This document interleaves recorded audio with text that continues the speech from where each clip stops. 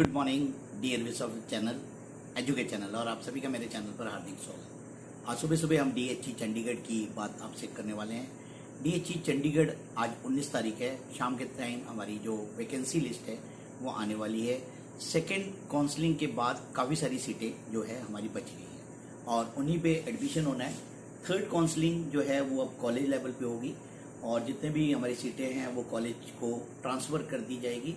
और साथ में ही ये बताया गया है कि अब आपको कल इंफॉर्मेशन आई थी डीएचई की साइट पे, जो मैंने कल वीडियो बनाकर भी आपको बताने की कोशिश की कि अब आपको भरने होंगे गूगल फॉर्म्स अवेलेबल होंगे, उसको भरना है आपने।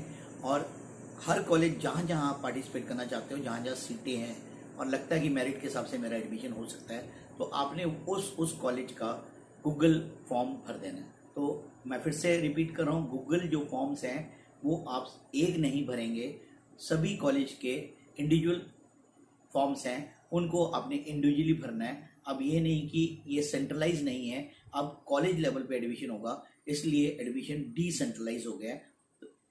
तो बात को समझने की कोशिश करनी है कि अब जो एडमिशन है वो डिसेंट्रलाइज है और आपको इंडिविजुअली हर कॉलेज का जहाँ जहाँ सीट्स बच रही है उस सीट पे जो कोर्सेज है, कोर्सेज वाइज आपको अपने गूगल फॉर्म्स भरने हैं।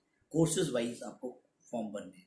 जैसे आपने बीकॉम भरना है तो देखना है कि एसडी में है या गवर्नमेंट सेक्टर 50 में है या फिर हमारा 11 में है, तो वहाँ के फॉर्म आपने भर लेना है। और मेरिट के आधार पर आपको कट ऑफ भी पता लग जाएगी, कॉलेज की कितनी कट ऑफ गई है।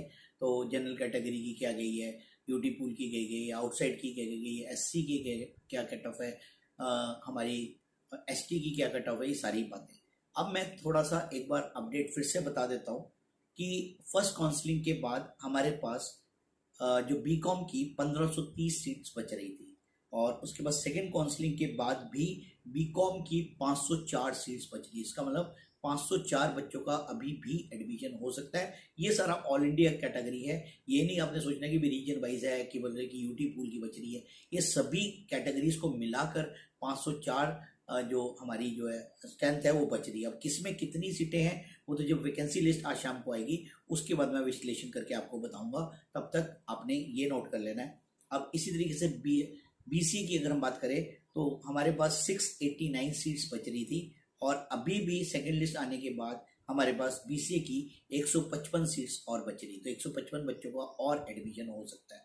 अब सबसे जो टफ कंपटीशन रहता है क्योंकि सीटें कम होने के कारण बीबीए और जो बच्चे ज़्यादा से ज़्यादा बीबीए करना चाहते हैं, बीबीए प्लस एमबीए करना चाहते हैं और सरकार को भी चाहिए कि इनकी सीटें बढ़ाई जाए, लेकिन अभी सीटें कम हैं और इस